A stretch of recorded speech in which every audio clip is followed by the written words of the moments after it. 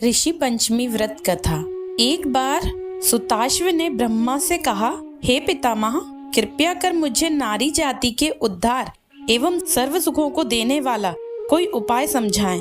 तब ब्रह्मा जी बोले, हे राजन, मैं आज तुम्हें नारी जाति के उद्धारक, समस्त पापों को नष्ट कर मनवांछित फल देने वाले व्रत के संबंध में बताता हूँ। भाद्रपद शुक्ल पक्ष की पंचमी के दिन संपूर्ण विधि विधान से जो नारी व्रत एवं पूजन करती है उसको अभीष्ट फल प्राप्त होता है। इस विषय में मैं तुमको एक अत्यंत पुरातन कथा सुनाता हूँ, उसे ध्यान देकर सुनो। विदर्भ देश में एक अत्यंत सदाचारी धर्मध्वज उत्तंग नाम का एक ब्राह्मण रहता था। उसकी स्त्री अत्यंत पतिव्रता, सुशील एवं दानी स्वभाव की थी तथा उसका नाम भी सुशीला था। उससे एक पुत्र एवं एक पुत्री पैदा हुए थे।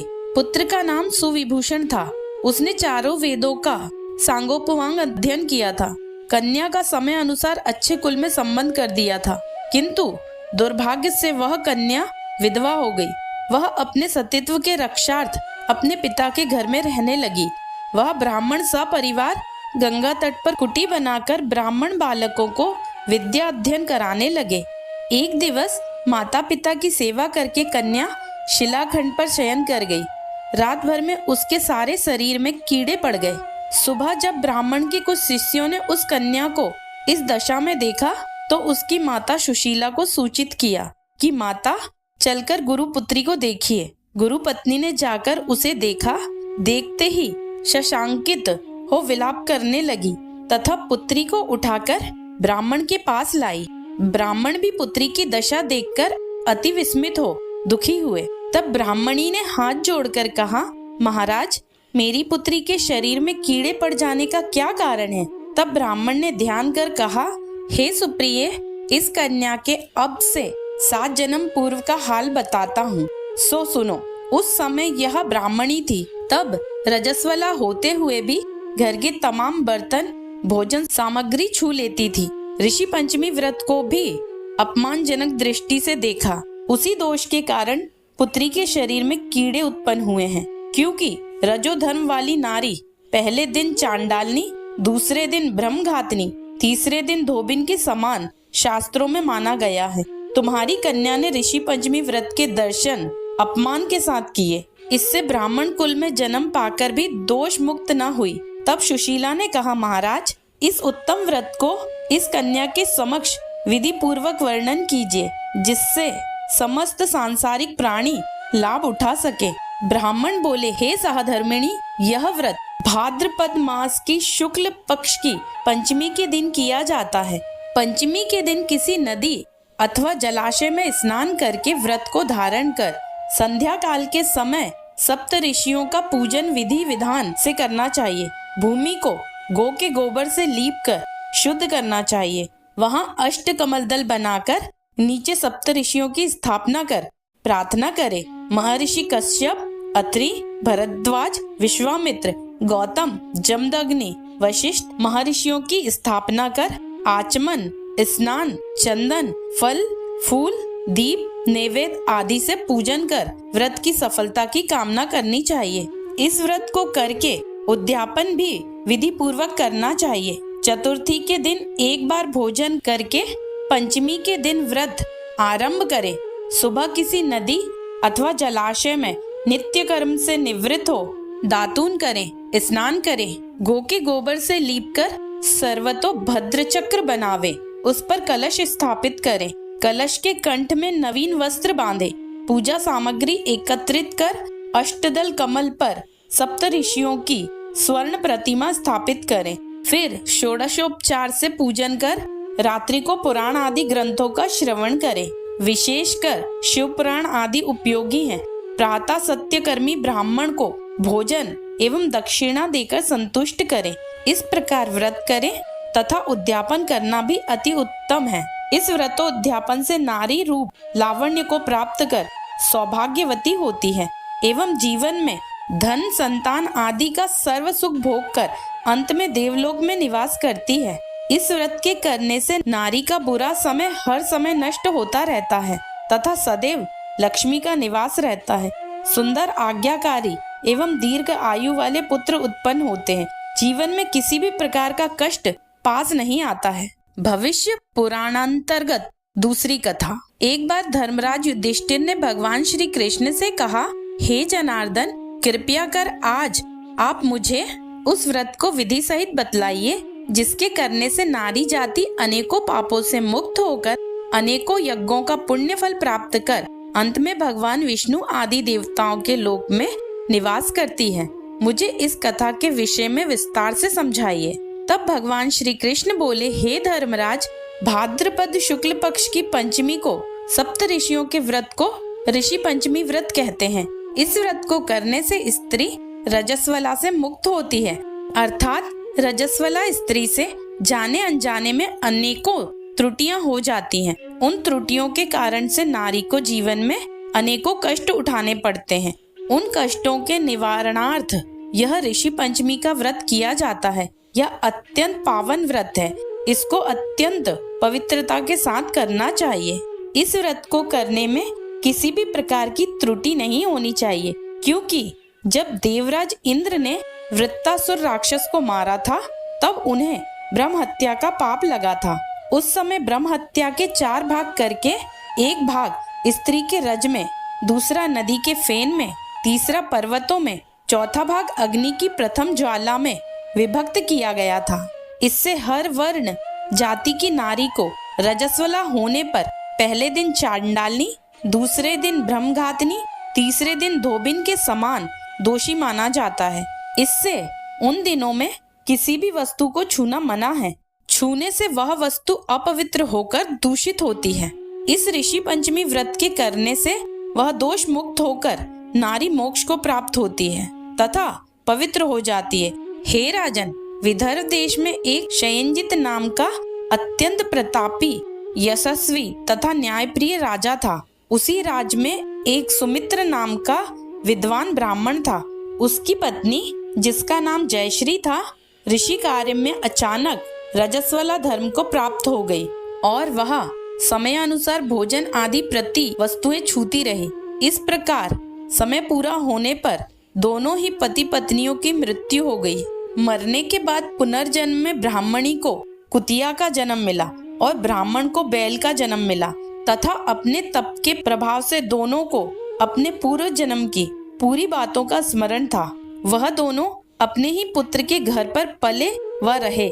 एक दिन श्राद्ध पक्ष में ब्राह्मण पुत्र ने अपने पिता की श्राद्ध तिथि के दिन विधि पूर्वक ब्राह्मण भोज किया तथा अपनी पत्नी को अत्यंत स्वादिष्ट पकवान बनाने की आज्ञा दी। इधर ब्राह्मण पुत्र वधु ने विविध पकवान, खीर आदि भोजन बनाकर तैयार किए। दुर्भाग्य से उस खीर में एक सर्प ने विष उगल दिया। यह हाल ब्राह्मणी, जो कुतिया की योनि में थी, सब देख रही थी। उसने सोचा कि यदि ब्राह्मण यह भोजन करेंगे तो वह समाप्त हो जाएंगे। इससे मेरे पुत्र को ब्रह्म हत्या का भारी पाप लगेगा। इस प्रकार सोचकर अपनी पुत्र वधु की दृष्टि बचाकर उस कुतिया ने खीर को झूठा कर दिया। तब बहू ने उस कुतिया को किवाड़ में बंद कर इतना मारा कि उसकी कमर तोड़ दी तथा खीर फेंक कर दोबारा दूसरी खीर बना ली। फिर श्राद्ध कर ब्राह्मणों को भोजन कराया। रात को कुतिया ने अपने पूर्व पति बैल को जाकर जो भी दिन में उस पर बीती थी वह सब बता दी। तब वह बैल बोला, हे प्रिय, क्या बात हुई? किस कारण लाठी मारकर तुम्हारी कमर तोड़ी? वह सारी कथा मुझे विस्तार से बताओ। तब उस कुतिया ने बैल को वह सब बताया कि किस प्रकार तथा किस कारण से उसकी पुत्र वधु ने लाठी मारकर उसकी कमर तोड़ दी थी। वह अपना संपूर्ण समाचार सुनाकर कहने लगी, हे स्वामी, हमारा इस योनि से कैसे छुटकारा होगा? हमको किस अकर्म के कारण यह सभी दुख भोगने पड़ रहे हैं? ब्राह्मण पुत्र वहीं पर छुपा सुन रहा था। उन दोनों को उसके वहां होने का कुछ भी भान नहीं था। तब वह बैल बोला, हे प्रिय, तुम्हारे ही दूषित कर्म एवं पापों को भोगने हेतु आज मुझे बैल होना पड़ा। यह कहकर उसने अपने पूर्व जन्म की संपूर्ण कथा बताई। जब वह रजस्वला के समय भोजन आदि सभी सामान छूती रहती थी, उसी पाप के कारण तुमको कुतिया तथा मुझको बैल की योनि प्राप्त हुई है, जिस पर अभी भी तुम्हारे स्वभाव में कोई भी परिवर्तन नहीं आया है, क्योंकि तुम्हारी कुतिया की योनि है। फिर कुत्ते का स्वभाव भी वैसे ही होता है। उसी स्वभाव के कारण ही तुम्हारे ऊपर इन बातों का कोई असर नहीं होता। देखो, यह पूरा परिवार हमारे पिछले जन्म का ही परिवार है। यह मेरा पुत्र है, जिसने आज मुझे पूरे दिन मुंह बांधकर हल में चलाया है। घर पर इसकी पत्नी ने मेरे ही नाम का श्राद्ध किया है और मेरे ही नाम से ब्राह्मण भोज कराया है, जबकि प्रातः से मैं निरंतर हल में चल रहा हूँ। अभी तक मुझे खाने को चारे का एक तिनका भी नहीं दिया है। यह सब तेरे उस दुष्य कृत्य का ही प्रभाव है। उन दोनों की पूरी बात सुनकर उनके पुत्र को घोर कष्ट हुआ। वह वहां से आकर उन बैल व कुतिया दोनों माता पिता को भोजन देकर वह अत्यंत दुखी हो वन को चला गया। वह तलाश करते हुए वहां एक ऋषि आश्रम पर पहुंचा। वहां उसने कुछ समय बिताया। एक दिन सुअवसर जानकर ऋषियों से पूछा, हे दयालु, मेरे माता पिता कुतिया तथा बैल की योनि भोग रहे हैं। वह इस योनि से किस प्रकार मुक्त हो सकेंगे? कृपया कर मुझे कोई उपाय बतावें, जिससे कि मेरे माता पिता को इस पाप से मोक्ष मिले। तब ऋषि बोले, पुत्र, तुमको यह कैसे ज्ञात हुआ? तब उस ब्राह्मण पुत्र ने ऋषियों को वह सारी कथा जो बैल रूप में अपने पिता के द्वारा सुनी थी वह बताई, और यह भी बताया कि इस योनि को भोगने में मेरी माताजी अधिक दोषी हैं। उन्हीं के पिछले आपराधिक दुष्कर्म के कारण पिताजी को बैल योनि भोगनी पड़ रही है, तथा अब वह दोनों ही मेरे घर पर हैं। हे ऋषिवर, कृपया कर कोई ऐसा उपाय बताइए जिससे मेरे माता पिता की यह योनि छूट जाए तथा उनके संपूर्ण दोष नष्ट हो जाएं। ऋषि बोले, पुत्र, तुम धन्य हो। इस संसार में ऐसे पुत्र कम ही पाए जाते हैं जो अपने माता पिता के सुख चैन के विषय में सोचें। उन्हें तो अपनी तथा अपनी पत्नी व संतान की चिंता रहती है। तुमने अपने माता पिता की मृत आत्मा की मुक्ति हेतु सोचकर हमको आनंदित किया है। हे पुत्र, सुनो, पूर्व जन्म में तुम्हारे माता पिता ऋषि मुनियों की निरंतर सेवा में रहा करते थे। तुम्हारी माता जब रजोधर्म में थी तब वह ऋषि सेवा कार्य करती रही। उस समय उसके द्वारा छू जाने वाली हर वस्तु दूषित हो गई। इस प्रकार ऋषियों पर भी प्रभाव पड़ा। तब उनको ऋषियों ने गुप्त रूप से श्राप दिया। उसी से तुम्हारे पिता ने बैल तथा माता ने कुतिया का जन्म पाया है। अब इनके मोक्षार्थ तुम घर जाकर भाद्रपद शुक्ल पक्ष की पंचमी को ऋषि पंचमी का व्रत करो तथा दोनों ही पति पत्नी उस व्रत का फल माता पिता के हित में संकल्प कर दो। तब वे इस पशु योनि से मुक्त हो जाएंगे तथा स्वर्ग में वास करेंगे। तब इस व्रत तथा पुण्य कार्य से तुम्हारे माता पिता के आशीर्वाद से तुम भी कृत होगे। तुम्हारा कार्य भी निष्फल न होगा। अतः तुम यह कार्य दोनों प्राणी मिलकर श्रद्धा पूर्वक विधि विधान से करो। ऋषियों की बात को सुनकर ब्राह्मण पुत्र अपने घर आया तथा पत्नी को संपूर्ण समाचार बताया।